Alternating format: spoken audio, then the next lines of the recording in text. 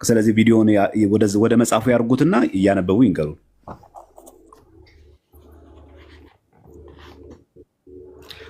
እኔ እዚህ ላይ በቪዲዮ አሁን እንዴት ትንሽ ለማሳየት እቸገራለሁ። ምክንያቱም እኔ ገጽ ከተናገርኩ ምዕራፍ ከተናገርኩ የእናንተና የኔ እዚህ ላይ መፋጠጡ አስፈላጊ አይደለም። ካልያዝኩትኝ እናንተ መጽሐፍ ይዛችሁ ሞግቱኝ ካስፈለገ፣ አሊያም መጽሐፉን በምታመጡበት ቀን ልትከራከሩኝ ትችላላችሁ። ስለዚህ አቅጣጫ ላሳያቸው ካሜራ እንዴት እንደሚዞር። ምክንያቱም ካሜራ ማብራት ከቻሉ ከካሜራው ማብራት አጠገብ ማዞር ይቻላል። ካሜራ ማብራት ከቻሉ አጠገቡ ማዞር ይቻላል። አዙሩት። አሁን ካሜራውን አብሩት። ከካሜራው አጠገብ ካሜራውን ካበሩት በኋላ ከካሜራው አጠገብ 4 ማዕዘን አለች። እሷን 4 ማዕዘን ሲነኳት ይዞራል ማለት ነው። ችግር የለም። ካቃቶች ወይ እኔ እዚህ ያበራለሁ ወይ ችግር ይቀጥሉ። በቃ ቆይ ካልቻሉ ችግር የለም። ምንም አያሳስብም። ያንብቡት፣ ይቀጥሉ። ጎን ለጎን ላርጋችሁና እሳቸው ያንብቡ። አንተ መጽሐፉ ማድረግ ይችላል። ችግር የለም። ይታያቸዋል። ይሄው አዙሬዋለሁ። አይ ተውት፣ በቃ ወደ ራሱ አርጉት። መሪጌ ካሜራውን አብሩት። ካሜራውን የእርሶን ካሜራ አብሩ። ካዞሩት የእርሶን ካሜራ አብሩ። ከዛ ሴቭ በሉት። ሴቭ አይታያችሁም? የእርሶን ካሜራ አብሩ። የእርሶን ካሜራ ሴቭ በሉት። ሴቭ ከታች ሴቭ በሉት። ታች ላይ ሴቭ በሉት።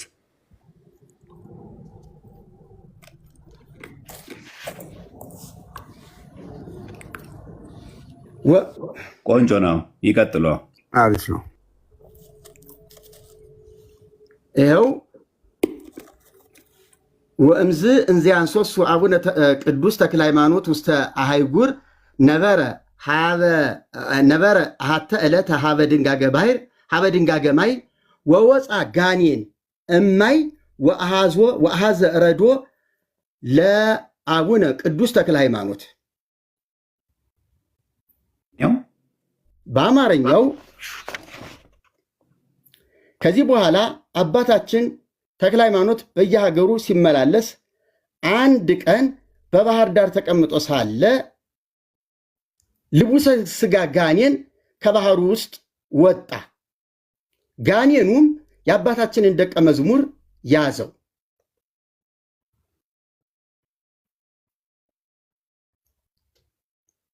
ልቡሰ ሥጋ ምን ማለት ነው? ልቡሰ ሥጋ ማለት ሥጋ የለበሰ ማለት ሰይጣን ማለት ነው። ይኸውልህ አሁን ነው አይደለም? የሶር ነው ጥያቄው። ልቡሰ ሥጋ ማለት በቁሙ ሰይጣን ማለት ነው። አሁን አንተ ጣልቃ ገብተህ አትረብሸኝ። ይቀጥሉ። በራስህ ጊዜ ልታበራራ ትችላለህ። እኔ እስከ መጨረሻው አነበዋለሁኝ ጊዜ ከተሰጠኝ ትንሽ ለፍጥነት ያንብቡ። መሪጌታ ተረጋግተው ያንብቡ። ለእርሶም ጊዜ እንጨምራለን፣ ለዘማርያም ለእሳቸውም ጊዜ ስለምንሰጥ ተረጋግተው እንትን ይበሉ። ዘማርያምም ምናልባት እሳቸው ቢሳሳቱ እንኳን እርሶ በእሱ ጊዜ እያረሟቸው እዚህ ጋር ቅድም የተናገሩት ነገር ስህተት ነው ብለው ማረም ይችላሉ። እኛ እንማራለን። እንደሱ እያደረግን መቀጠል ይችላሉ። መሪጌታ እዚህ ላይ ከባህር ወጥቶ ጋኔን ያዘው ነው የሚለው። ግዕዙ ጋኔን ነው የሚለው። ልቡሰ ሥጋ የሚልም የለውም። ማለት ከነበረበት ግዕዙ ላይም ነበር መገኘት የነበረበት። ምክንያቱም ካሜራው ጠፍቷል።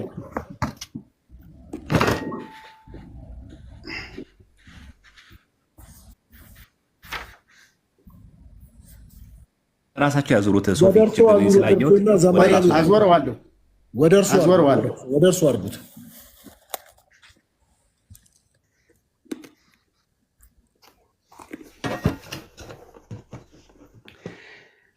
እዚህ ላይ ግዕዙ ጋኔን ካለው ትርጉም ላይ በጥንቃቄ እንደተጻፈው ጋኔን ነው መባል የነበረበት።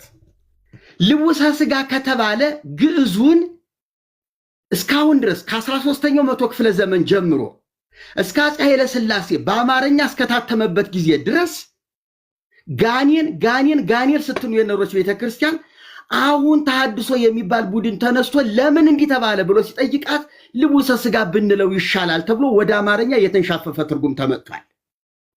እኔ እዚህ ላይ እቃወማለሁ። ልቡሰ ሥጋ የሚባል ልቡሰ ሥጋ ጋኔን ሲጀመር በተፈጥሮ የለም። አለ በመጽሐፍ ቅዱስ በስነ ፍጥረት ውስጥ አለ የምትል ካለ ታሳየኛለህ። አዋልድ መጻሕፍት ላይ ግን ልቡሰ ሥጋ ጋኔን አለ ብለህ የምትሞግተኝ ከሆነ አልቀበልህም። ስነ ፍጥረት በዘፍጥረት መጽሐፍ ቅዱስ ስነ ፍጥረት በተፈጠረበት መጽሐፍ በዝርዝር በተቀመጠበት ቦታ ላይ የልቡሰ ሥጋ ጋኔን ተፈጥሮ ካለ አምጣልኝ። ከወደቁ መላእክት አካል ነው ካልክም ታሳየኛለህ። እኔ ይህንን ስለምቃወም ልቡሰ ሥጋ የሚለውን ምክንያቱም ልቡሰ ሥጋ ጋኔን በሰው ላይ የማያድርም ሲጀመር ከተባለ በቤተ ክርስቲያኒቱ አስተምሮ እንኳን ህገወጥ አስተምሮ እንሂድ ብለን ብንል ልቡሰ ሥጋ ጋኔን በሰው ላይ አያድርም። የራሱ የተልከሰከሰ ብቻውን የሚኖር ብስባሽ እየበላ እየለቀመ የሚኖር መንፈስ ነው። ስለዚህ ጋኔን ነው በመጽሐፍ ቅዱስ በሰፊው የተገለጠው ጋኔን በሰዎች እያደረ እንደሚያሳስት። ይሄ አይደለም ብቻውን። ይሄ ጋኔን ከደቀ መዛሙርቶቻቸው ላይ በአንዱ ሲያድርበት አማትበው ስልጣኑን ሻሩበት ይላል። ከዚያ በኋላ ሊትሄድ ትፈልጋለህ ወይስ ምን ታደርግ ሲሉትኝ አይ ስልጣኔን ሽረዋልና እኔ ካንተ ጋር ነው የምኖር አላቸው። አመንኩሰው ገርዘው ይላል። ሲጀመር መንፈስ አይገረዝም። መንኩሶ መጽደቅም አይችልም። የወደቀ ጋኔን ነው፣ ለዘላለም የተጣለ ነው። አይ ልቡሰ ሥጋ ይድናል ችግር የለውም በየትኛው መጽሐፍ ቅዱስ የለም። ልታመጣልኝ አትችልም። ካለ አምጣና 66 መጽሐፍ ቅዱስ ውስጥ ታሳየኛለህ። ይሄ አንዱ የመጽሐፉ ውድቀት ነው። ሌላው በዚህ መጽሐፍ ውስጥ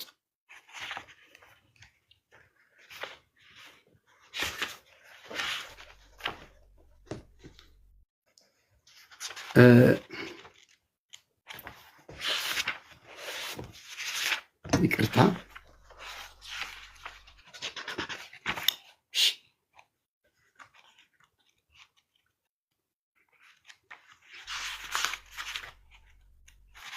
ዳድ ደቂቃ እሳቸው እስኪያወጡ ዘማሪ ዝራ የሚል አለ። እስኪ ያስገባው።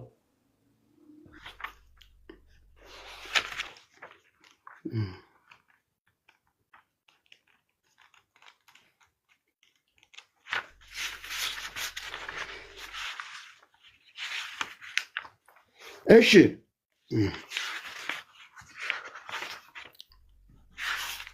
ያሳዝናል።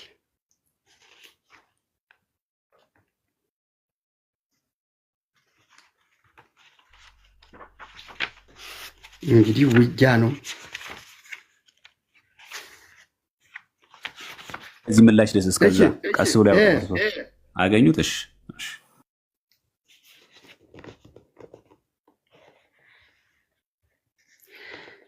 እዚህ ላይ ደግሞ ምዕራፍ 51 ቁጥር 6 ላይ ገጽ 259 ብፁዕ አባታችንም ደቀ መዛሙርቱን ዛሬ በግዕዝ ካስፈለገ አነበዋለሁ። ብፁዕ አባታችንም ደቀ መዛሙርቱን ዛሬ እግዚአብሔር በእጄ ያዋረደውን የሰይጣንን ተንኮል አያችሁን? ከእንግዲህ ወዲህ ግን በዚህ ቦታ ላይ አቅም የለውም።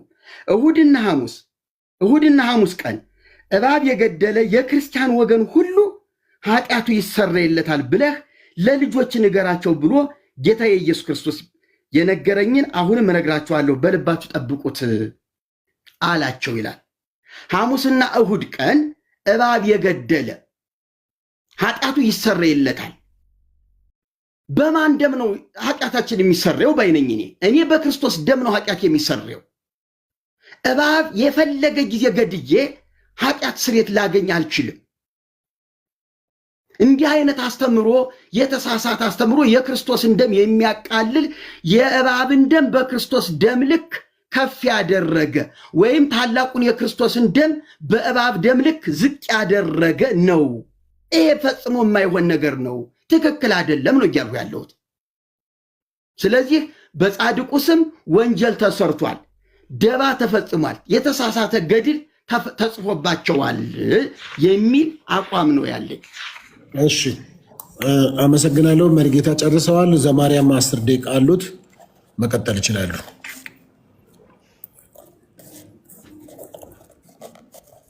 እሺ እግዚአብሔር ያክብርልኝ። ለዚህ ነው መጽሐፉ ተከፍቶ ይታያልኩት። ለዚህ ነው በነገራችን ላይ የግል ትርጉም ስለማይፈቀድ እኛ ቤት የግል አይነት እያታም አይደረግም። ለዛ ነው እሳቸው ራሱ የያዙት ገድለ ተክለ ሃይማኖት ላይ ራሱ ሰይጣን አይልም ራሱ። እንየው 48ኛው አይደለም የሚለው። ከዚህ በኋላ አባታችን አቡነ ተክለ ሃይማኖት በሀገሩ ሲማለስ አንድ ቀን በባህር ዳር ተቀምጦ ሳለ ልቡሰ ስጋ ጋኔን ከባህር ውስጥ ወጣ። ሰይጣን ወጣ አይልም፣ በቁሙ ዲያብሎስ ወጣ አይልም። ፈጥረን እናንብበው። የጀመሩት ላይ ራሳቸው የጻፉት ላይ አለ። ልቡሰ ስጋ ያ ማለት ሰይጣን የሰለጠነበት ሰይጣን ያደረበት ሰው እግዚአብሔር ሊያድርበት ይችላል፣ ሰይጣን ሊያድርበት ይችላል። በመጽሐፍ ቅዱስ በብሉይ ሳኦል ላይ እርኩስ መንፈሶች ያስጨንቁ አልነበር? እርኩስ መንፈስ እኮ ሰይጣን ጋኔን ነው አይደል? ይሰለጥንበታል እኮ ሰው። በሐዲስ ኪዳን ደግሞ አንተ አትሙት ሲለው ጴጥሮስ ለጌታ አንተ ሰይጣን ብሎታል። አሃ ጴጥሮስ በቁሙ ሰይጣን ነው እንዴ? በጴጥሮስ ገላ ላይ አድሮ ለክርስቶስ ሞት ያዘነ መስሎ ግን የክርስቶስን ስቅለት የሰው ልጆች ድህነት የማይፈልገው ዲያብሎስ የራራ መስሎ ጌታ ሆይ አይሁንብህ አለው። ጌታ ምን አለው? አንተ ሰይጣን ከኋላ ሂድ፣ የሰውን እንጂ የእግዚአብሔር ሐሳብ አታውቅም አለው። ጴጥሮስ ሰይጣን ነው በቁሙ? ይህ መጽሐፍ ቅዱስ አልተጻፈም እንዴ? እንቀጥል። ሐዋርያ ቅዱስ ጳውሎስ በአዲስ ኪዳን ላይ ሲቃወሙ የነበረውን ጠንቋይ ምንድን ያለው? አንተ የዲያብሎስ ልጅ አለው። ዲያብሎስ ሚስት አግብቶ ወልዶት ነው። ግብሩ ሁሉ የእነ ቅዱስ ጳውሎስን አማናዊ ወንጌል የሚቃወም ሁሉ ሰይጣን የሰይጣን ልጅ ይባላል። ሰው ላይ ሊሰለጥን ይችላል። አለቀ። በብሉይ ያለ በሐዲስ አለ፣ ምንም ጥያቄ የለውም። እንደውም ጌታችን ላይ በወንጌል ስናነብ ሰይጣንም ከ12ቱ በአንዱ ገባ ይላል። በማን? በይሁዳ ገባ እኮ። ይኸው ጌታን እንኳ አሳልፎ ሰጠ። ከ12ቱ በአንዱ ገባ ይላል እኮ ወንጌል ራሱ። ይሁዳ ሰውን አይደለም በተፈጥሮ ሰይጣን ሰው ያድርበታል። ያው ምን ጥያቄ አለው? ልቡሳ ስጋ ማለት ሰይጣን ያደረበት ሰው። ከዛ ያ ልቡሳ ስጋ ጋኔንም ደቀ መዝሙር ትቶ ፈጥኖ ሸሸ። ከዛ ጠየቀው። ብፁዕ አባታችንም ልጄ ለምን ትይዘዋለህ አለው። ከዛ ጋኔኑን ጠየቀው። ጋኔኑን እሳቸው ያዙት። ከዛ በኋላ ምን አለ? እንግዲህ ወደ ወዲስ ወደ ማደሪያዬም ለመመለስ አይቻለኝም፣ በማህተብ ስልጣኔ ሽረዋልና አለው። በምን? በማማተብ በስመ አብ ወወልድ ወመንፈስ በሚለው ስልጣን ክቡር አባታችን አቡነ ተክለ ሃይማኖት ወስዶ ገዝሮ ማለት ነው። ጾታ አለው ሴጣን፣ ጾታ አለው ሴጣን። እኮ የወደቀ መልአክ ነው። ወንድ ሴት አለው ሴጣን። ገዝሮ ሲል ሴጣን አይደለም ማለት ነው። እሺ ወደ ፍጹም ክርስቲያንነት ለወጠው። ምን ማለት ነው? ክርስቲያን አደረ። ከዛስ ስሙንም ክርስቶስ ሐረዮ ክርስቶስ መረጠው አለው። እሺ የቱ ጋር ነው ወደ ዳውሮ ገብቶ አገለገለ የሚለው? የሌለ ፈጠራ። በዚህ ዕድሜ እርሶ እንዲህ መናገር አለቦት? እሺ እንጨርሰው። የመጨረሻው ብፁዕ አባታችንም ሲያገለግለው ኖረ። ከጥቂት ቀንም በኋላ የምንኩስናውን ልብስ አልብሶ ወደ በዓቱ አስገባ። ይህችም ደብረ አስቦ ናት። ሞቶ መንግሥተ ሰማያት እስኪገባ ድረስ በተረፈ ዘመኑ ሁሉ መነኮሳትን ደስ የሚያሰኝ እግዚአብሔርንም የሚወድ ሆነ። አለቀ። ዳውሮ ሄደ የሚል አለ? ከየት አመጡት? ትርጉም ከኪሴ ነው። የት ነው? ምዕራፍ 48 ይሄ ነው። ቁጥር 1 እስከ 5 ብቻ ነው ያለው። ይሄ ነው እኛ የምንቃወመው።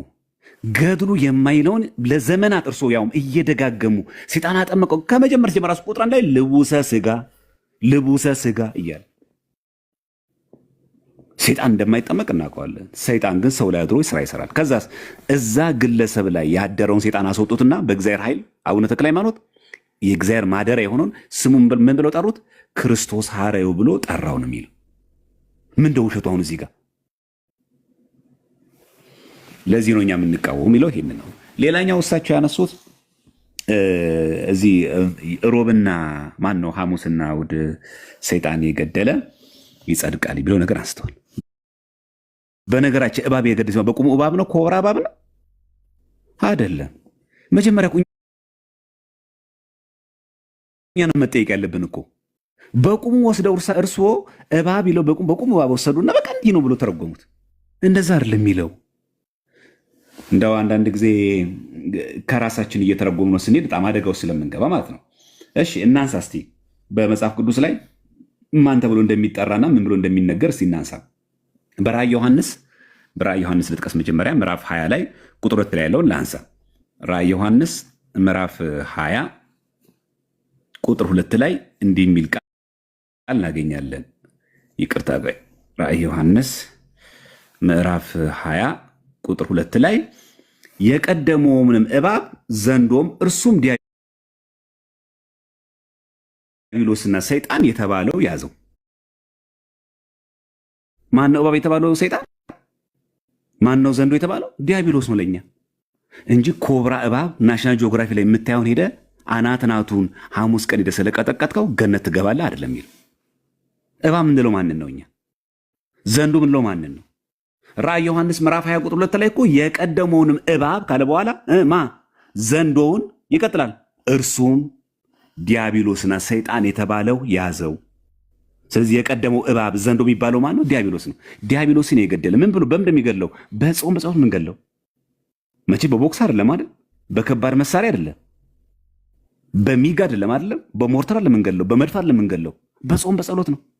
ሰይጣንን በጾም በጸሎት ድል ከነሳህ፣ ያ ማለት ድል ነሰነሳህ ገባ ስጋው ደግሞ ከተቀበል ትጸድቃለህ እንጂ ኮብራ እባቡን እንስሳውን በቁሙ ገድለህ መንግስት ሰማያት ትገባለህ የሚትርጉመ ሲጀመረኛ እባብ ምንለው ዘንዶ ምንለው ማንን ነው? ዲያብሎስና ሰይጣንን ነው። ይሄ መጽሐፍ በግልጽ እባብ የሚለው ነገር ስላስቀመጠልህ ማለት ነው። እሺ የዳዊት መዝሙር ደግሞ መዝሙር 90 ቁጥር 13 ደግሞ እንመልከት። የዳዊት መዝሙር ዳዊት ማለት ነው። መዝሙር ምዕራፍ 90 ቁጥር 13 ላይ እንዲህ የሚል ቃል እናገኛለን። 91 መሰለኝ በዚህኛው የሚሆነው ምዕራፍ 91 ቁጥር 13 ላይ እንዲህ ይለናል። በተኩላና በእባብ ላይ ትጫማለህ ይላል። አንበሳውና ዘንዶውን ትረግጣለህ። በተኩላና በእባብ ትጫማለህ ማለት ተኩላና ይሄ እባብ የተባሉ በእግርህ ሄደህ ትረግጠዋለህ ማለት ነው። እስቲ እርሶ ይሞክሩታ።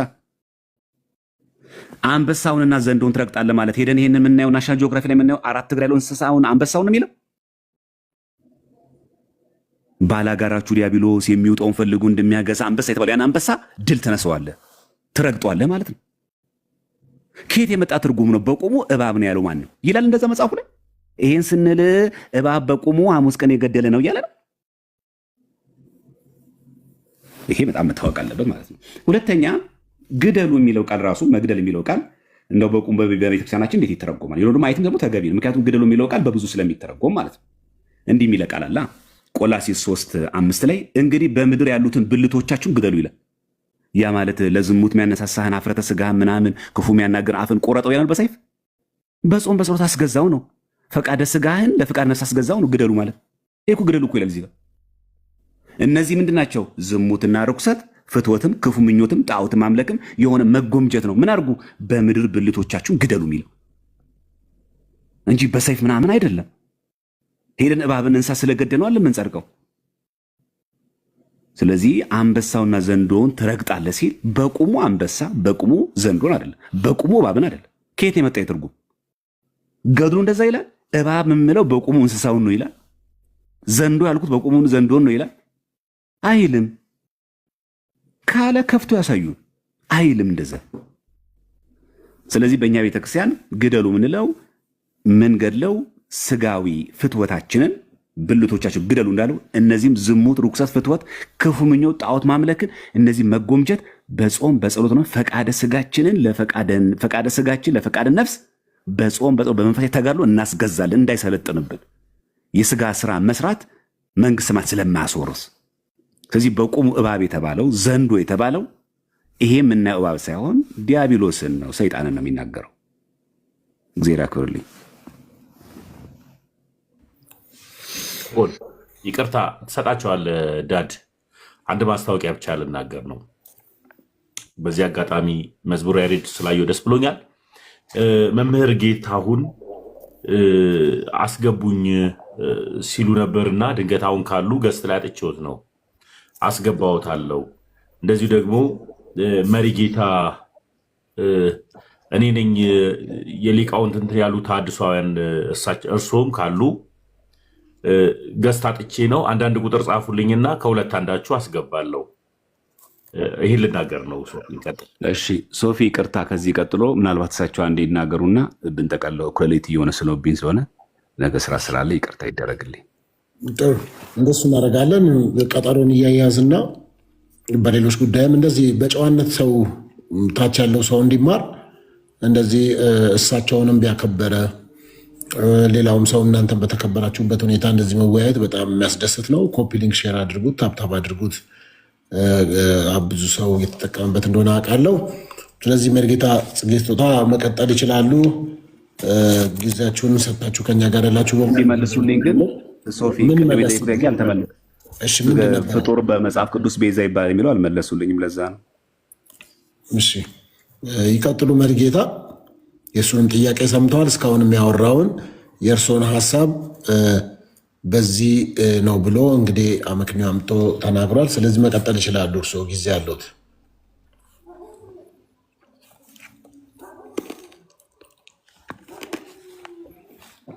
ሚዩቶትን ያሱ ሚዩት ኖት ሚዩት አንሱ። እሺ ስለ ድንግል ማርያም ፈጣሪነት መጽሐፈ ዚቅ ላይ ያነሳሁትን እሱ ሌላ ትርጉም አለው ብሎ በራሱ አቅጣጫ ከወሰደው በዚያው እንዝገው። እኔም በራሴ መንገድ መጽሐፈ ዚቁ እንዳስቀመጠው ይሄ ነው ያስቀመጠው ካልሁኝ የኔ ሐሳቢያ ነው። አይ እንዲህ አይደለም እንዲህ ነው ካለ ደግሞ እሱ የሱ ሐሳቢያ ነው። በዚያ ተስማምተን እንዝገው።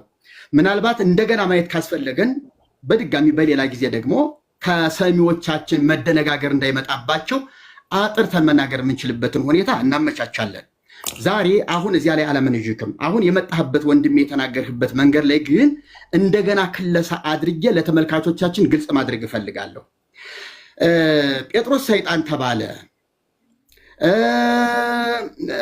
በማደሪያው አንዳንድ ጊዜ ሰዎች ሰይጣን ይባላሉ በስራቸው በክፋታቸው። እባብ በቁሙ እባብ ላይሆን ይችላል ሰይጣን ነው ተብሎ በአውዱን የሳተና ከአውዳዊው ጋራ ከአውዱ ጋር ያልተገናዘበ ጥቅስ ሲጠቀስ አይቻለሁኝ። ገድለ ተክለ ሃይማኖት ያለው እኮ ሐሙስና እሁድ እባብ የገደለ የሚለው ቃል መግደልን ሌላ ትርጉም እባብን ሌላ ትርጉም ማድረግ ገድሉን ቅዱስ ለማድረግ የሄድክበት መንገድ በፍጹም የተሳሳተ ነው። ገድሉ እንዳለው እንደዚያው ነው ያስቀመጠው። መነኮሳቱ የማያውቁት ቤተ ክህነት የማያውቀው የብቻ የቲክቶክ ትርጉም ነው ያመጣብኝ። ስለዚህ አንተ ወንድሜ ነገ ቤተ ክህነትም ሆነ ከቤተክርስቲያን ሰዎች ጋር የምትነጋገርበትን ነገር ነው እዚህ ላይ መናገር ያለብህ። ይሄ ቀላል መድረክ ስላይደለም። ስለዚህ በቁሙ ገድሉ እንዲህ አይነት ነገሮች አለ። ከዚህም የከፋ ውሸት መናገር ልማዱ ስለሆነ እባብን ሐሙስና እሁድ እባብ የገደለ የሚለው ቃል ዲያብሎስን ግደሉ ለማለት አይደለም። ዲያብሎስን በጸሎት እንዋገዋለን፣ በጸሎት እናሸሸዋለን። ተቃወሙት ከእናንተ ይሸሻል ነው እንጂ ግደሉት አልተባልንም። አይሞትም ሲጀመር እንዴት ግደሉ ተብለ ዲያብሎስን ነው ግደሉ የተባል እንዴት ትላለህ? ስለዚህ እዚህ ላይ ያመጣው የግድያ አካሄድ በጣም የተሳሳተ ነው፣ አያስኬድም። መሞት የሚችለውን ስጋ ለባሹን ተናዳፊ እባብ ነው። ይህንን ነው ግደሉት የተባለው። ገድሉ ላይ ያስተማረን ይሄንን ነው። ያንን የገደለ እና ዲያብሎስን የገደለ ሐሙስና እሁድ ዲያብሎስን መግደል ቀን ተመርጦ ለዲያብሎስ ግድያ ትመድባለህ እንዴ? ገድለ ተክለ ሃይማኖት እሺ የሰይጣን ነው ለሰይጣን ነው የተባለ ብለህ ብትለኝ ሐሙስና እሁድ ነው እንዴ ዲያብሎስን ቀን ፈልገን መድበን የምንገድለው? እንዴት እንደዚህ ብለህ ታስባለህ አንተ? ለዲያብሎስ ጊዜ የለውም። በጸሎት መደብደብ፣ በጸሎት መቀጥቀጥ ማሸሽ ነው። መግደል የሚባልም አይታሰብም። ሊሞት ራሱ እግዚአብሔርም ዲያብሎስን ከመኖር ወደ አለመኖር ሊወስደው አይችልም። ይቀጠዋል እንጂ ዲያብሎስን አያጠፈው፣ አይጠፋም። እንዳይጠፋ አድርጎ የፈጠረ እሱ ነው። ሲቀጠው ግን ይኖራል። ስለዚህ የሚጠፋና የማይጠፋን ነገር ለይተን ማወቅ ጥሩ ነው። ግደሉ የተባለው የሚሞት ነገር ስለሆነ ነው። እነ ጴጥሮስን ሁሉ ሐሙስና ይሄ ሰይጣንን ያዙት ጋኔን ልቡሰ ስጋ ጋኔን ነው ስላልከው ነገር አንድ ጊዜ ጭልጥ ያለ ጋኔን አድርገህ ሌላ ጊዜ ደግሞ ልቡሰ ስጋ አድርገህ ስትናገር እያየሁህ ነው። ጴጥሮስ ላይና ኤልዛቤል እዛ ራእይ ላይ የጠቀስከው እንዳለ ጋኔን ነው። እባብም ይበለው ዘንዶም ይበለው የቀደመው እባብ ዲያብሎስ ብሎታል። አዎ እንደሚያገሳ አንበሳ ዲያብሎስ ተብሎ የሚያገሳ አንበሳም ተብሏል። ስለዚህ ዲያብሎስን በአውዱ እንደተገለጠበት እንጠቀመዋለን። ለምኞታችን መጠምዘዝ ግን ወንጀል ነው። የእግዚአብሔር ቃል እንደዚህ በድፍረት ልንጠምመው አይገባም። እዚህ ቦታ ላይ ገድለ ተክለ ሃይማኖት ላይ ጴጥሮስን ሂድ አንተ ሰይጣን ሲለው ጴጥሮስ ሰይጣን ሆኖ ሳይሆን በጴጥሮስ ላይ የነበረውን ሰይጣን ገስጾታል። እሺ ተክለ ሃይማኖት በልጃቸው ላይ ያደረውን ጋኔን ገሰጹት ካል እዚያ ላይ ሰይጣን ተብሏል። በጴጥሮስ ላይ ያደረው ሰይጣን ሂድ አንተ ሰይጣን የተባለ ገድለ ተክለ ሃይማኖት ግን ልቡሰ ሥጋ ብለህዋል፣ ግን አጣቅሰዋል፣ አዛምዳቸዋል። ለጴጥሮስ የተጠቀሰውና ለዚህኛው ለተክለ ሃይማኖት ደቀ መዝሙር የተጠቀሰውን ሰይጣን ብለህ ሁለቱን አስታርቀህዋል። ስለዚህ በአንተ ምልከታም እኮ እዚህ ላይ ጋኔን ልቡሰ ሥጋ ያልከው ጴጥሮስ እንደተባለው ነው ካልከኝ እዚያ ሰይጣን ተብሏል፣ እዚህም ሰይጣን ነው ማለት ነው። አውዱን ጠብቀን እንሂድ ካል ሲጀመር ልቡሰ ሥጋ የሚል ፍጥረት የለም። አምጣልኝ ማስረጃ። ይህንን በነጥብ ያዘውና በራስ ጊዜ እንድታብራራልኝ ይፈልጋለሁ። ከባህር ውስጥ የሚኖር ልቡሰ ሥጋ ጋኔን የለም። ልቡሰ ሥጋ የሚባል ፍጡርም የለም። እንዲህ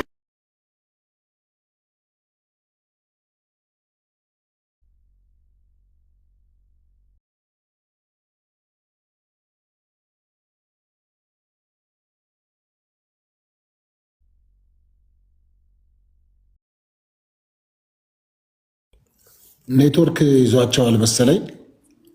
ያ ኔትወርክ ይመስለኛል ወይ ባትሪም አልቆባቸው ሊሆን ይችላል፣ አላስተዋሉት ይሆናል። ወይም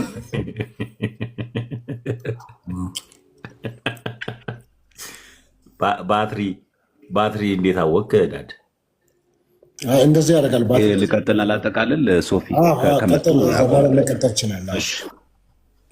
እሺ ችግር የለም። እኛ መሰረታዊ ጉዳያችን በነገራችን ላይ አሁን ይህን ሁሉ እንደዚህ እያፋጠጥኩ እያንዳንዱ የጠየኩት ለምንድነው? ሁላችሁም ክርስቲያኖች ፕሮቴስታንቶችም ወገኖቻችን ብትሆኑ ማወቅ ያለባችሁ ሁሉ ነገር በማስረጃ ማመን አለብን። ለዛ ነው እንደ እያንዳንዱን መጽሐፍ እየገለጠ ማሳየት አለብን ያመንኩት ለዛ ነው።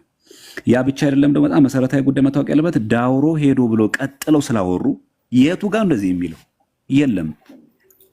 ግን ሲነገር ሲሰማ ግን ያለ መስሎ የተጻፈ መስሎ እንዲታይ ማሳየት፣ ከዛ ሰውን ማደናገር፣ ያን መረጃ ማውራት የለ። እኛም እናንተ ማውራት የለብንም። ዘመኑ የተገለጠ ነው።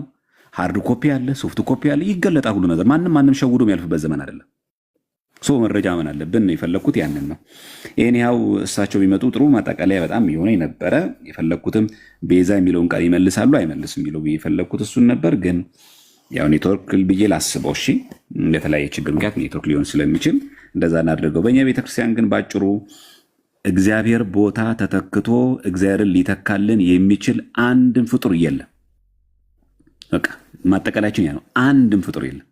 እመቤታችን ቅድስት ድንግል ማርያም ከቤተክርስቲያን ትምህርት በሊቃውንት አነጋገር ንግለጣት ብንል ከፈጣሪ በታች ከፍጡራን በላይ ቃል በቃል በቃ መትህተ ፈጣሪ መልዕልተ ፍጡራን ብለን ነው ምናምናት። እመቤታችን በአማላጅነቷ በቃል ኪዳኗ በዘላለማዊ ድንግልና እናምናለን እንጂ ድንግል ማርያምን ፈጣሪ ናት ብለን የገለጽንበት አንድም ቦታ ትምህርት የለንም። እኛ አንድም የለንም። ቅድም ደግሞ አንተ አንሻፈው ነው ወደዚህ ምናምን የወሰድክ ምንም ያላንሻፈፍኩትም የግለሰብ ምላሽ አልሰጠሁም። የሆነ አባት የተናገሩ ያላቀረብኩም። ቤተ ክርስቲያን ተጠሬ ነው መጽሐፍቶችን የማረም ስልጣን አለው ያለችው የሊቃውንት ጉባኤ ያሳተመውን መጽሐፍ ከነገጽ ከነንባብ ነው ያሰማሁት። ጆሮ ያለው መስማትን ይስማ። አለቀ። በአንድ ግለሰብ የምትወከላለች በኛ ቤተክርስቲያን የሆነ ሰው መድረክ ላይ ተናገረውን ብድግ አድርገን እንዳስተምሩ አንወስደው። የሊቃውንት ጉባኤ ግን አሳምኖ አይቶ አርሞ ያቀረበውን በቅዱስ ሲኖዶስ የጸደቀው ነገር ግን የቤተክርስቲያን ሰርቲፋይ የምትጠየቅበትም ለምን እንደዚህ ያሽል ትባል ትችላለች። የገለጽኩት የመርቆሬዎስንም የዛንም የገለጽኩት በዛ ነው። ይሄ አንድ መሰረታዊ ጉዳይ ነው። ሁለተኛ ያነሳ ነው ምን ብለን ያነሳ ነው እመቤታችን ቅድስት ድንግል ማርያምን ጋር ይህንን ሳንቋጫው በእኔ በዚያ ልረዳም ብለው ሄዱና ቀጥታ ወይ የገቡት ወዴት ነው? ያው ዘለው የገቡበት ገድለ አቡነ ተክለ ሃይማኖት ነው። ገድለ አቡነ ተክለ ሃይማኖት ላይ በቁሙ ሰይጣን አጠመቁ የሚል ነገር የለም። ከመነሻው ከምዕራፉ ጀምር ራሱ ስንናገር የሚናገሩ ራሱ ልቡሰ ስጋ ነው የሚለው። በቃ ልቡሰ ስጋ ማለት ሰይጣን የለበሰ ማነው? ስጋ የለበሰ ሰይጣን። ያ ማለት ሰይጣን የሰለጠነበት። እንዴ በሰሜናዊ ሀገራችን ክፍል ዛር ምናምን የሚባሉ አሉ አይደል? ዛር መንፈስ ያደረበት ምናምን ነገር እኮ የሚዋለዱ እኮ አሉ። ልቡሰ ስጋ ሆነው ማለት ነው። ያ ማለት እኮ ሰይጣን ያደረባቸው ናቸው። ሌላ ነገር እኮ የተለየ ነገር የለም። ስንት እኮ በየቦታው የምናያቸው አሉ ሰይጣን ያደረባቸው ብዙ ክፉ ስራ ግን ሰው ናቸው በቆሙ ግን ሰይጣን የተዋሃዳቸው። ልክ በአንጻሩ ቅዱሳን እግዚአብሔር ሲያድርባቸው መንፈስ እግዚአብሔር ሲያድርባቸው በእግዚአብሔር መንፈስ እንደሚሞሉ ሁሉ ራሱን የሰይጣን ሲያስገዛ ደግሞ ሴት ልቡሰ ስጋ ይባላል። አለቀ። ሰው ነው፣ ይጋባል፣ ይዋልዳል፣ ጾታ አለው። ያንን ነው እሳቸው ገዝረው አጥምቀው አቁርበው አመንኩሰው ምን ሲያደርግ ኖረ? ሞቶ መንግስተ ሰማያት እስኪገባ ድረስ በተረፈው ዘመኑ መነኮሳትን ደስ የሚያሰኝ እግዚአብሔርን የሚወድ ሆነ ነው። ለምሳሌ ለምንድነው ታዲያ የምንገድለው እሁድና ሐሙስ ብቻ ነው ወይ? አይደለም። እንድር ብቻ ነውም አይልም። ሐሙስና እሁድ ብቻ የገደለም አይልም። ሲጀመር ቀዝናውም እንደዛ ብሎ እንደሚገልጸው ብቻ የሚል ቃል እኛ የለንም እኮ ሲጀመርም እኮ። ለምሳሌ በጾም ወቅት ክፉ ነገር መናገር አይቻልም ማለት ጾም ሲፈታ ክፉ ተናገር ማለት ነው። የበለጠ ጥብቅ ነው። በቃ የበለጠ በጾም ስንጾም ከቅቤ ከስጋ ከምናምን ብቻ ሳይሆን ከተንኮልም ከክፋትም እንጾማለን። ከተንኮል ከክፋት ግን እንጾም በጾም ወቅት ብቻ ነው። አረ ጾም በተፈታ ጊዜ። ስለዚህ ክርስቲያን ሁሌ ጾሚ ነው ማለት ነው። ከክፋት ከኃጢአት ሁሌ ይጾማል ማለት ነው። የበለጠ ግን በጾም ጊዜ ስትሪክት ነው እንጂ የሆነ አንድን ቃል ወስዶ በቃ ለዚህ ብቻ ነው ወይኛ ምናምን አይልም። ሁለተኛ እኛ ግደሉ የተባልነው ምናምን እንስሳ ነው ላሉት ደግሞ ብልቶቻችሁን ግደሉ የሚለውን መሪጌታ ምን ብለው ነው የሚገልጹት? እሳቸው ራሳቸው መሪጌታ ብለው ስለሚገልጹ ማለት ነው። ጽጌ ጾታው ራሱን ብሎ ይገልጻል። አሁን ብልቶቻችሁን ግደሉ የሚለውን ቃል የጳውሎስ እንዴት ነው የሚገሉት? እሳቸው እርሷው በሰይፍ ነው የሚገሉት። ምክንያቱም ሐዋርያ ቅዱስ ጳውሎስ ቆላሲስ 3 ላይ ብልቶቻችሁን ግደሉ ስለሚል ማለት ነው።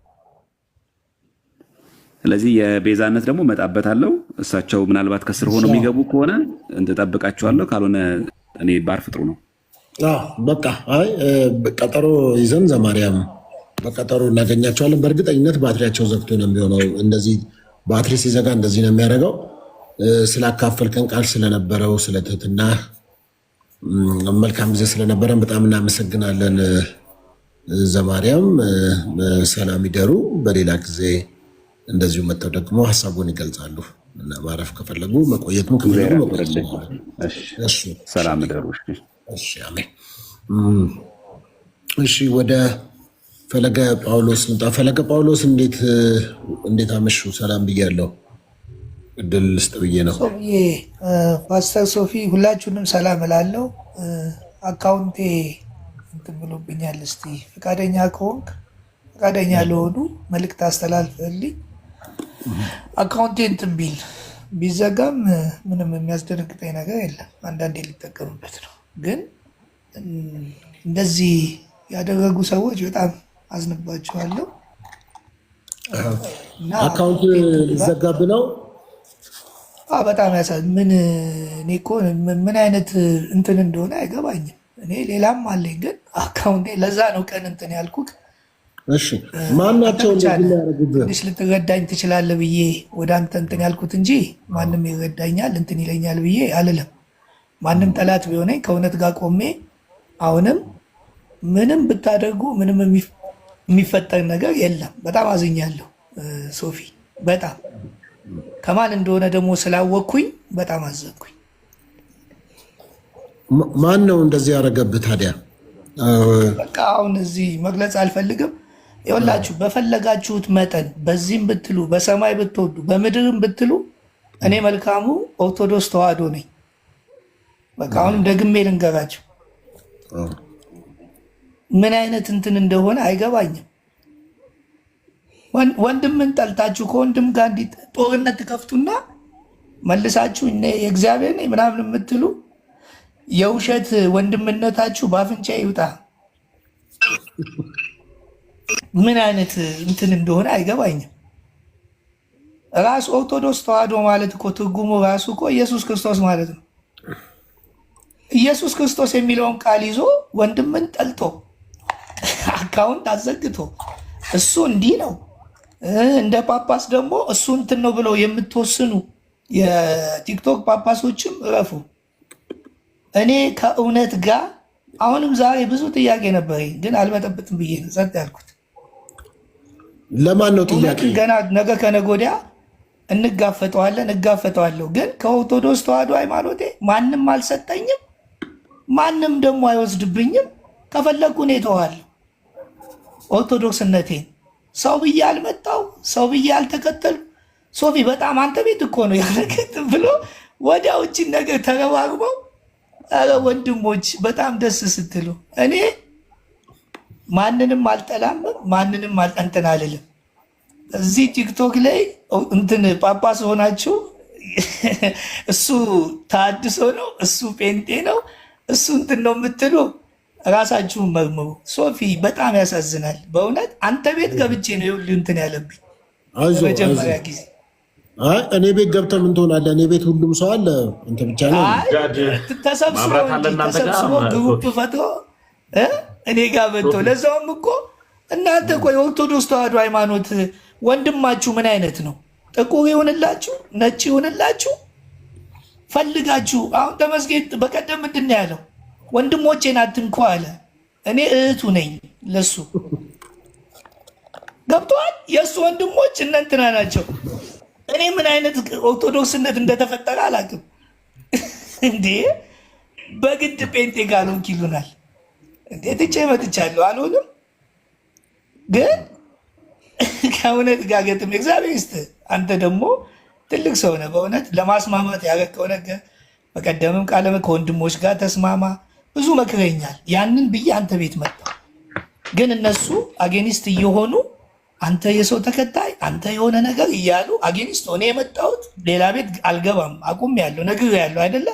ግን መጥቼ ልታስማማን ፍቅር የሆነ ከወንድሞች ጋር ከሌሎች ጋር አልከኝ። እሺ እግዚአብሔር ይስጥህ ሶፊ፣ እኔ አንተን አውቃለሁ። እንደውም ስለ ብዙ ሁሉ ነገርኩ አይደል? ብዙ ነገር። አዎ። ስለዚህ ብዬ ስመጣ መልካሙ እንዲህ ነው። አንተ ቤት እንደዛ ይባላል። እንደገና ደግሞ የመጣሁት አንተ ቤት ነው። አንስተው ይሄ የሰው ተከታይ ብሎ እንደዛ ማድረግ ነበረባቸው። እስቲ እንደው አንተ እውነቱን ፍረድ። እኔ ምንድነው እንግዲህ አንተ ላይ የተነሳብህ ነገር ብዙዎች የሚያነሱት አባ ዮሐንስ የሚባሉ አጥማቂ ጋር በሳቸው የተነሳ ነው አንተ ላይ ብዙዎች ተቃውሞዎች ያሉትና ያም ደግሞ ምንድነው ሐሰተኛ አጥማቂ ናቸው እሳቸውና የእሳቸው አፈቀላጤ ነው። የእሳቸው የዚህ የዲጂታል ወይም የሶሻል ሚዲያ ሰራዊት ነው፣ ዋነኛው አዛዥ እሱ ነው። ያም ደግሞ ከገንዘብ ጋር በተያያዘ ገንዘብ እየተከፈለው ቤተክርስቲያንና ህዝቡ የተቃወማቸውን ሰዎች ፕሮሞት በማድረግ ላይ ተጠምደዋል። ከዛም አንጻር የሰው ተከታይ ነው ብለን የምንልበት ምክንያት ያ ነው። ከዛም አንዱ ደግሞ እዛው እሳቸው ያሉበት ድረስ በመሄድ ይህንን ነገር አጠናክሮ ቀጥለዋል የሚሉ አሉ። ይህንን ንስሐ ልትገባና ይቅርታ የምትጠይቅበት ከሆነ አይ ያመንኩበትና ትክክለኛ ነው ደግሞ ብለህ የምትለው ነገር ካለ እዚሁ በጣም ብዙዎች ስላሉ ይህን እድል ተጠቅመ ብታጠራ። ከዛ በተረፈ ደግሞ አንዳንድ የተናገርካቸውን ነገሮች እኔ እንደ ሌሎቹ ባሽቃብጥ ኖሮ በኢትዮጵያ ኦርቶዶክስ ቤተክርስቲያን ውስጥ እንደ ሌሎቹ እኔ ጠጋጠጋ ብል ኖሮ ይሄኔ ጳጳስ ሆኜ ነበር የሚል ንግግርህን በመስማት የተቀየሙ ስላሉ ይቅርታ ማለት ከፈለክ የተናገርኩትም ከዚህ አንጻር ነው እና ወንድሞች ይቅር በሉኝ፣ እኔም ይቅር ብያቸዋለሁ። ህብረት ይቀጥል። መጽሐፍ ቅዱስ ወንድም ወንድሙን ይበድላል ይላል እና ምንም ችግር የለም መበዳደል። መጽሐፍም አትቆጡ አይልም። ተቆጡ፣ ግን በቁጣችሁ መካከል ፀሐይ ጠልቃ አትግባ ነው የሚለው እና ከዚህ አንጻር ነው የተናገርኩት ብለህ ጆኒ ነው ማን ነው የሚባለው? የጆኒ ተከታይ ነው የሚለው አንተን ጆቢራው ነው ምናምን። እሺ ስለዚህ እሱን አብራራ በዚህ ጉዳይ 5 ወር 6 ወር አሁንም ቢሆን ከፈለጉ አንተ ቤት መጥተው መወያየት ይችላሉ። አባ ዮሐንስ በቤተ ክርስቲያንም አልተወገዙም። እሳቸው አጥማቂም አይደሉም። ስፍራውም የሄድኩበት ምክንያት ምንድን ነው? አባቶች አይሰደቡ ነው። የቤተ ክርስቲያን አባት ናቸው። ቃለ ዓዋዲውን ሄደን ብታነበው፣ ፍትሐ ነገሥቱንም ብታነበው ሊቀ ጳጳሱ የሾሙትን በቤተ ክርስቲያን የተሾሙትን አባት እንኳን ልትሳደብ አይደለም ብቻ ተወሱ ብዙ ነገር ነው። ገብተዋል። ማውገዝም የምትችለው ቤተ ክርስቲያን ነች። ሁሉ ነገር ከቤተ ክርስቲያን አልተወገዙም። 100 ምናምን ቤተ ክርስቲያን በመርዳት ብለዋል። አሁን ደግሞ እኔ ያየሁበትን አሁን በተለይ ሊያልቅ ያለው መንበረ ጸባዖት መንፈስ ቅዱስ ገዳም ያልቃል። 3 ጸባዖት ነው 2000 ምናምን ካሬ ሜትር ወደ 3000 ህዝብ የሚይዝ በጣም ትልቅ። እዛም ገዳም ቦታ ሄጄ የሄድኩት እኔ 5 ሳንቲም እኔ እታወቃለሁ። ለገንዘብ ራሴን አሳልፍ የምሰጥ ሰው አይደለሁም። 5 ሳንቲም ማጠቅ ማስረጃ አምጣ ብየዋለሁ። ቢኒያምም ተነስቶ 30 ሚሊዮን እኔ እስካሁን 30 ሚሊዮን ቢኖረኝ ኖረው እኔ ከትራምፕ አጠገብ ቁጭ ነበረ። 30 ሚሊዮን የተባልኩት እንግዲህ አስበው። እና እንዳለ ውሸት ነው። እኚህን አባት ሌሎችንም ቢሆን ኦርቶዶክስ ተዋህዶ አባት ናቸው። እንኳን አይደለም ከኦርቶዶክስ ውጭ የሆኑትንም አባቶችን ትላልቅ ሰዎችን መሳደብ ኃጢአት ነው። እሳቸው ጠንቋይ ናቸው ከተባሉ ማስረጃ አስቀምጠው እንዴት እንደሚጠቀልቁሉ ማሳየት፣ ሁሉ ነገር እንዳለ ውሸት። ይኸው ማስረጃ እኮ አምጡ ብለን ብዙ ወራቶች። በቀደም ደግሞ ጠጋ ብትል እንትኑን ነው ማጋነን የተናገርኩት እንጂ አሁንም ይቅርታ አልጠይቅም። ጠጋ ብትል ከፍ ያለ ነገር ይሰጥህና አሁን በቀደም አውግዣለሁ ሲል አልነበረ እንዴ? ደምረው ራሱን ጳጳስ ያደረገበት ምክንያት መጠጋቱን እያሳየኝ ነው። ስለዚህ እኔ እኮ ጠጋ ብትል ብዙ ነገር ታገኛለህ የሚል ንግግር ነው እንጂ የተናገርኩት ብድግ ተደርገ ጳጳስ ትሆናለህ አይደለም፣ እንደ ጳጳስ ትሆናለህ ያልኩት። ጠጋ ብትል እኮ እንደ ጳጳስ ሆነ ብዙ ነገር ታደርጋለን ነው። ስለዚህ አሁንም ማንኛውንም አባት ቢሳሳቱ ቤተክርስቲያን አለች፣ ቢሳሳቱ ጳጳሳቶች አሉ፣ ማውገዝ የሚችሉ ቃለ ዓዋዲን ሄዶ ማንበብ፣ ፍትሐ ነገሥቱን ሄዶ ማንበብ። በዚህ የሚሟገተኝ ካለ እሳቸው ጆኒ ራጋ ጠንቋይ ናቸው ምናምን የሚል ካለ መጥቶ ቤቱ ክፍት ነው። ይኸው አንተ እንደውም ገለልተኛ ነህ። ቁጭ ተደርጎ ከነ ማስረጃ እሳቸው እንዴት እንደተሾሙ ምን እያደረጉ እንደሆነ ምን አይነት ባህታዊ ምን አይነት ካህን ምን አይነት ቆሞስ እንደሆኑ ማሳየት ይቻላል። ይሄ ማስረጃዎችም ስላሉኝ ይኸው እዚህ ሁሉ ህዝብ መሃል አንተ ፊት ልክ መተ በዚህ ጉዳይ ላይ ተወያዩ የሚል ካለ አወያይ። ከዛ ውጭ ባላጠፋሁበት ነገር ምንም ባላልኩበት ነገር ይቅርታ በል። ለምንድን ነው የምለው? ምን አጠፋው? እንደውም ይቅርታ ይበሉ። አባቶችን ስለተሳደቡ የአባቶች ጠላት ስለሆኑ አባቶችን እንዲህ ስላንቋሸሹ የውሸት እነሱ ንስሐ ገብተው እናገራለሁ። ተመስገን እረፍ። ቆይ ይቅርታ፣ ቆይ ከአንተ ቀጥዬ እናገራለሁ ነው ያልኩኝ። ፈለገ ቆይ፣ ከንቲባውን ቦታው ድረስ ሄደዋል። በጣም የሚገርም በኦርቶዶክስ ተዋህዶ በዚሁ አጋጣሚ የምናገረው ኦርቶዶክስ ተዋህዶ ሃይማኖት የሚገርም አባት ሰጥቷታል። አልጠቀም ብለው ነው እንጂ ለእስር ቤት የሰሩት ቤተክርስቲያን ብቻ አላቅም። እኔ ብዙ ነገር እውነታውን አውቄ አፈቀላጤ የሆንኩት ለእውነት ነው እንጂ 5 ሳንቲም አላገኘውም፣ 5 ሳንቲምም የለኝም። እንዴ ያለሁበት ሶፊ በጣም ቅርብ ነን ያለንበት። መተቤቴን ይኸው ጉድ ነው የምትለው ገባ። ምንም ያገኘሁት አሁንም ለእውነትና ከእውነት ጋር እቆማለሁ። እግዚአብሔር በረዳኝ። ቢጠቀሙባት ቤተክርስቲያን ደስ ይለኛል። ሌላው እዚሁ አጥራና የእሳቸውን ፎቶ እንደ ቤተክርስቲያን ስዕላት አድርገህ ትጠቀማለህ። ቤትህ ነው ይዘህም ትገባለህ። ምንድን ነው ነው? እኚህን አባት አትሳደቡ። ታዲያ ፎቶቸውን ዘግዝቀው እዛ እነ ቢንያም እንዲዘግዝቀው እኚህ ጠንቋይ እያሉ ሲል እኔ ደግሞ ምን አትበሉ፣ እኚህን አባት አትሳደቡ ነው እንዴ? አንተ ለምሳሌ የሆነ ነገር አድርጋ ይኸው ሶፊ እንዲተናገረ ተብለ ተለጥፈ አይደል የሚናገረው? እዛ ቦታ ላይ እኚህን አባት አትናገሩ አታቋቸውም እንጂ እዛ ላይ ፎቶ እንትን ያደረግኩት ያው እሳቸውን አትናገሩ፣ ጠንቋይ አይደሉም አባት ናቸው። የሌሎችንም አደረግኩ። ይሄ ታዲያ ምንድን ነው ጥፋቱ? እንደዚህ እናድርጋ። እዚህ በጣም ብዙዎች ስላሉ እንግዲህ ወንድሞች ያንተ ኦርቶዶክሳውያን ስላሉ አብዛኞቹ ይቀበሏቸዋል አይቀበሏቸውም የሚለውን አንተ ሰው ካልተቀበላቸው ለምንድን ነው በዚህ ደረጃ ዋጋ መክፈል የፈለከው? አንድ ጥያቄ ነው። እዛ ሄደ እዚሁ እንድታጠራ ነው ፈለገ፣ እንድታጠራ ነው። አሞህ እሳቸው ጋር ሄደ ተፈውሰ ነው አንተ የፈውስ ጸጋ አግኝተ ነው። በእሳቸው ላይ ምንድን ነው የሆነብህ? እኔ ማቀው 27 ቀን የተጠመቅኩት መናገር ይችላለሁ። ሶፊ ከይቅርታ ጋር ቀጥልሽ። ከንቲባ አመሰግናለሁ። አንድ የፈለገ ጳውሎስ ባለፈው አይ ቲንክ ተጣልተን ነበር አንተ ቤት፣ በዚህ ነው የተስማማ ነው እና ምናልባት ስላስገባኝ ቴንኪው። ተኝቼ ነበር፣ ድንገት ነቃ ነው ገብቼ ያገኘሁት። ከንቲባው የፈለገ ጳውሎስ ተቃራኒ ነህ ተመሳሳይ ነህ? በዚህ ኢንዚስ ታይም ከሱ ጎን ነኝ፣ ከፈለገ ጳውሎስ ጎን ነኝ። ሚዩት አድርግና አንተ ተመሳሳይ ከሆንክ ሌላ ተቃራኒ ሰው አውርቶ ከዛ ነው አንተ የምታወራው። አንድ አይነት ሀሳብ መደዳ። እሺ ሶፊ፣ ረዥም ሰዓት ቁጭ ስላልኩኝ ነው ኦልሞስት ሳልናገር ማለት ስለሌለብኝ ነው። የኔ ወንድም ሞድ ወንድሜ ሶፊ ስፔሻሊ እኔንም ጨምሮ ራሴ ላይ ያተኩሬ ላውራ። እኔ ከፕሮቴስታንት ነው የመጣሁት። ከፕሮቴስታንት ስንመጣ የቤተ ክርስቲያን አስተምህሮ ገብቶን ነው መምጣት ያለበት። አሁን እኔ ቤተክርስቲያን እንደ ቅዱሳን ስዕል የምቀበለው አባት አልሰጠችኝም። በተለይ ከሌላ ቤተ እምነት እየመጣን ያለን ሰዎች ቤተክርስቲያኗን ባናሰድብ ሞር አሪፍ ነው ብዬ አስባለሁ። እቺ የተከበረች ቅድስት የሆነችን ቤተክርስቲያን ቲክታክ ላይ ማንንም ጳጳስ ብላ አልሾመችም። ደግሞ ሌላ ቦታም እንደዚሁ ብላ አልሾመችም እቺ ቅድስት ቤተክርስቲያን።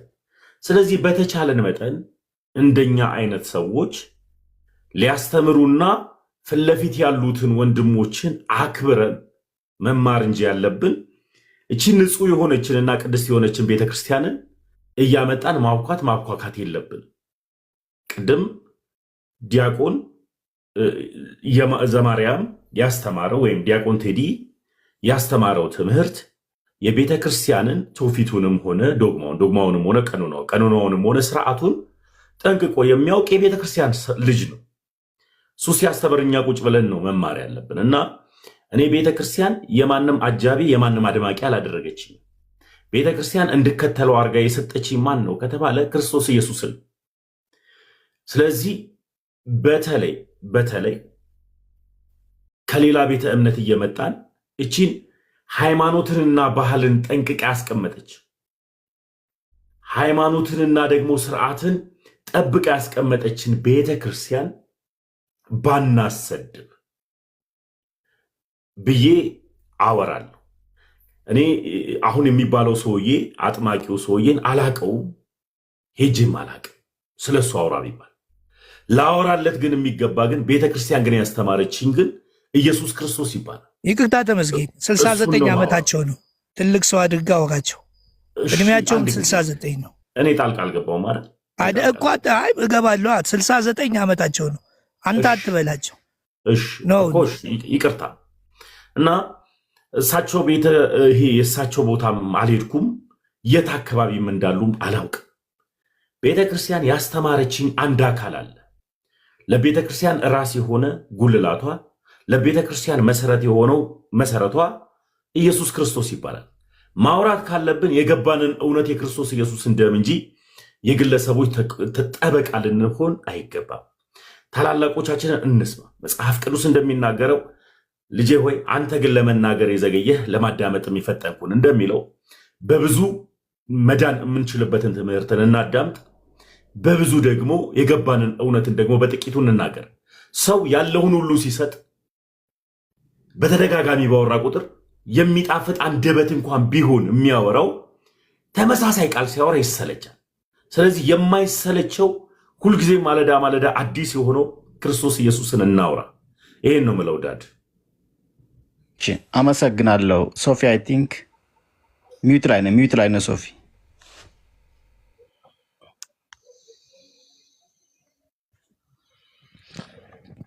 አንድ ነገር ብቻ በየሎጣ ይቅርታ። ሶፊም በዚህ ያላችሁ ታላላቅ ሰዎች ነው መምህር ከይቅርታ ጋር ሶፊ ሚዩት ላይ ነህ። ኬኩ ይቀጥል። ኬኩ አንዴ ይቀጥል። ኬኩ ከመጀመሪያ ቆይቷል ከገባና አላወራም። አንዴ እድል ፍጡት ለኬኩ ፕሊስ። ቀጥል ኬኩ። እሺ አመሰግናለሁ ሁላችሁንም። ያው ራዲካል የሆነ የጸባይ ለውጥ ማምጣታችን በዚሁ አጋጣሚ ይመዝገብልን። እስካሁን ድረስ ጸጥ ብዬ ነው ያዳመጥኩት። ተሜ ቃለ ሕይወት ያሰማልን። አሪፍ ነው የተናገርከው ወንድማችን። እኛ የምንነጋገረው አሁን ስለ አባ ዮሐንስ ነው እንጂ ስለ ወንቅ እሸት አይደለም። ከንቲባ ምናልባት እዛ ሄጄ ተጠምቄ ነበረ ብለሃል እና እኛ እዚህ ጋር የምናወራው ስለ አንድ ግለሰብ ነው። አባ ዮሐንስ ስለሚባሉ ግለሰብ ነው እንጂ ስለ ገዳሙ አይደለም የምናወራው። እዛ ሄደክ ተጠምቀ አው ትድናለህ። እንደ ማንኛውም የቤተ ክርስቲያናችን ደብራት ሄደ ተጠምቀ ትድናለህ። በቃ ፔሬድ፣ በቃ አለቀ። ምክንያቱም ቦታው የቤተ ክርስቲያናችን ስለሆነ። ኦኬ። እኛ የምናወራው ግን አሁን ስለ አባ ዮሐንስ ስለሚባሉ አንድ አባት ነው የምናወራው እና ባትቀላቅሉት በጣም አሪፍ ነገር ይመስለኛል። አንተ እዛ ሄድከው አባ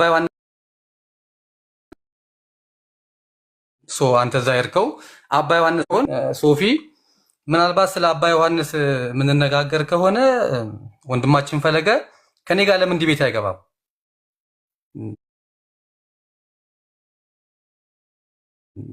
እዚህ ጋር እንትን በርልን ቁረጥልን እኔና ፈለገ ጳውሎስ ዲቤት እንገባለን። ለምሳሌ እኔ አባ ዮሐንስ ጠንቋይ ናቸው ብዬ አምናለሁ። 4 ነጥብ ጠንቋይ ናቸው ብዬ አምናለሁኝ።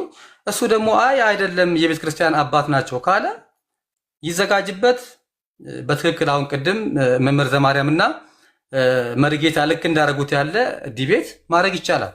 ከዚያ ውጭ ግን አንድን ግለሰብና ቤተክርስቲያንን ግን ለይተን ማስቀመጥ ግድ ነው የሚሆነው። እኛ የምንነጋገረው ስለ አባ ዮሐንስ። ዛሬ ነው ያወቅኩህ። ጀጅ ግን አታድርገኝ። በመጀመሪያ ድምፄን ሳትሰማ እዛ ሂጄ ተጠምቄያለሁ ስላልክ ነው ዋቴቨር ማለት ነው። ምንም የሰማው ነገር የለም። እኔ በነገሮች ጀጅመንታት ሰዎችን በጣም ነው እንትን የምለው። ስለዚህ ሳትሰማኝ አክብሬህ ስለ እኔ ማውራት ራሱ የለብህም። ምንድን ነው ከንቲባው ይህን የፈለገ ማለት ነበረብህ። ምናልባት ቀጥል እንዳላቋረጥህ ወንድሜ። እኔ እዛ ቦታ ሄጄ ተጠምቄያለሁ ስላልክ ሄደ ደግሞ የምትጠመቀው አባ ዮሐንስ ቤታቸው አይደለም እኮ ደብሩ ከሆነ ላውራ ስለሱ ቢያንስ እናድርጋ እኔ ጋር ሞግተኛ ታላቁጭ አንዴ ከንቲባው የፈቀድኩት መጀመሪያ ደረጃ ለኬኩን ነው። ኬኩን እኔም አንተም የማይጥመንን ነገር ቢያወራ በቃ እንስማው። የተሰጠውን ደቂቃ ያውራ ማለት መብቱ ነው። በቃ የእሱ ፍላጎት ላይጥመን እኮ ይችላል። የሚጥም ወሬማ ከሆነ የምናወራው እኮ ተደዋውለን እናወራለን። አሁን ይሄ አንዱ ለአንዱ የማይጥመው ሊሆን ይችላል። መስማን ያለብን። በዚህ አጋጣሚ ፍቅረ ኢየሱስ ቢኒያም ሽታይም ካለ ብትመጣ ደስ ይለኛል። ስም ስለተጠራ እኔ ሰው በሌለበት ሲጠራ ደስ አይለኝም። ስለዚህ ፍቅረ ማርያምን ሼር የምታደርጉ ወይትን የሚያውቀው ሰው እዚህ ውስጥ ካለ አድርጉልኝ፣ አለበለዚያ ደውላለሁ እንደምንም። ስለዚህ እሱም ቢመጣልኝ ደስ ይለኛል። ኤኒዌይስ ስለዚህ ኬኩን ቀጥል እና በመከባበር እኔ ጨርሻለሁኝ። ምናልባት እዚህ ጋር ወንድሞች ያላችሁ እኔ ከማናችሁም በልጬ አይደለም እንደዚህ እንትን ብለው። ያው አንተ መቼም ታውቀኛለህ እኔ ዲቤት የማድረግ ምናምን ልማዱ የለኝም። ግን በዚህ ጉዳይ ግን እኔ ከወንድማችን ፈለገ ጓደኛዬ ነው፣ እንደ ማንኛውም ሰው ጓደኛዬ ነው። በአባ ዮሐንስ ጉዳይ ግን አባ ዮሐንስ ምርር ያሉ ጠንቋይ ናቸው። ይሄ 100% አም ሹር። በዚህ ጉዳይ ከኔ ጋር ዲቤት መጓዝ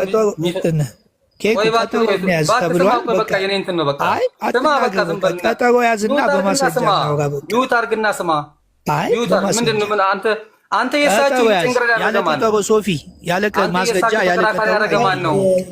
የሳቸው ተከራካሪ ያረገማን ነው? አንዴ ኬኩን አንዴ አንተ ፈለገ ጳውሎስ ቆይ ኬኩን ፈለገ ጳውሎስ ስለሳቸው አንተ መልካም ነገር ስታወራ ቁጭ ብሎ አይደል እንደ የሰማህ ኬኩን አይጥምም ልክ አይደለም ብሎ መች ጣልቃ ገባብህ? አንተ ላይ ጠየቀኝ አይደለም እኮ ገባ። አሁንም እኮ ኬኩን ዲቤት እንግባ ብሎ አይናገር። በቃ ዲቤት ያውራ፣ መጀመሪያ ያውራ የማይጥመንም ቢሆን ከዛ ዲቤት የተባባላችሁትን እዚሁ እንደልባችሁ በጨዋነት ማውራት ይቻላል። ይኸው ቅድም አይተናል ብዙ። ስለዚህ አንዴ ፈለገ ዝም በል። ቢኒያም ሽታዬን አንዴ ለምጠራ ቆይ ጠርቻለሁ። አሁን የምናወራ ከሆነ አሁን የምናወራ ቦታ ጣልቃ የሆነ ነገር ልክ እንደተከፈለ ሰው አትጩ፣ ተረጋጋ። ሰዓት ይሰጥሃል። አሁን በጮኸ አይደለም። ኦኬ። እኔ በጣም ረጅም ሰዓት ነው ያዳመጥኩ። ስታቆልጳጳሳቸው ጸጥ ብዬ ነው ያዳመጥኩ። ኦኬ። አንተም ደግሞ የኔን ሀሳብ የማዳመጥ ግዴታ አለብህ። ከዛ ውጭ አባ ዮሐንስ ምንድን ናቸው? ጠንቋይ ናቸው። በቃ ይሄን ዋጠው፣ አለቀ። ከዛ በኋላ ኬኩን ገጥሟለሁ ካልክ ሶፊ ሰዓት ይስጠን፣ ግጠመኝ። ናና ሶፊ ቀጠሮ ያዘኝ። ይኸውልህ ውጪ ነው ያለሁት፣ ሌሊት ነው። ሰዎች ቤት እንትን እንዳልል ያው አሁኑ ገጥማለሁ። ፈለገ ዝም በል። ሌሊት ሆኖብኛል። ሶፊ ይኸው ችግር የለም አውራ። ምን ችግር አለ? ወጥቼ ነው ብርድ ላይ ነው ያለሁት። አንዴ እኔ ልናገር። ቀጠሮ አስይዝልኝና ከስኮይኩ ጋር ቀጠሮ አስይዝልኝ እኮ አይደለም። አንደኛ እኔ ፈለገ አንተን የፈለግኩ አሁን የቢኒያም ሽታዬን ስም አንስተሃል፣ ገብቷል። ፍቅረ ኢየሱስን ስም አንስተሃል። እሱም አሁን እዚህ መጥቷል። ስላነሳህ በዛ ጉዳይ ላይም መልስ እንድሰጥ ነው፣ ሰው በሌለበት ስም ስለጠራ። ያው ቀጠሮ ያዝልኝ ሁለቱንም። እኔ በፈለጉት ሰዓት ቀን አድርጉ፣ ምንም ችግር የለም። ሌሊት ነኝ፣ ደቂቃ ማውራት ይቻላል። ወዴት መፈርጠጥ ነው? ቆይ ጠብቅ። ለምን እቤት ግባ፣ ችግር የለውም ይሰራል። እቤት እዚህ አንተ ነህ እንደ ቤቴን ወስነህ በግባ ብትለኝ እቤት ገብተህ አውራ፣ ችግር የለውም። አሁን የአንተ ቤት ነው ወይ የምገባው? ቆይ አንድ ጊዜ ምን አይነት አባባል ነው? ምን አይነት በቃ ቀጠሮ ያዝልኝ ሶፊ ወይ ንገረኝ። ኧረ እያዝልም እዚሁ ነው የምታወራው። አይደለም መልክ ይዙ አንድ ተሙ ምን አይነት ንቀት ነው ሶፊ? አንዴ ድል እኮ እየነፈከኝ ነው ለእኔ ቁጭ ብዬ ላስተምር የሚችል ሰው ሞስት ሪስፔክት። አንዴ ቆይ ዝም በል አንተ። ቪዲዮን ካፋ ተመስገን በጣም ትኩረት ትስባለህ። ቪዲዮን ግን አጥፋ፣ አትስገጥ። ይቅርታ ይደረግልኝ። እሺ ቆይ አንዴ ከንቲባው መልኬ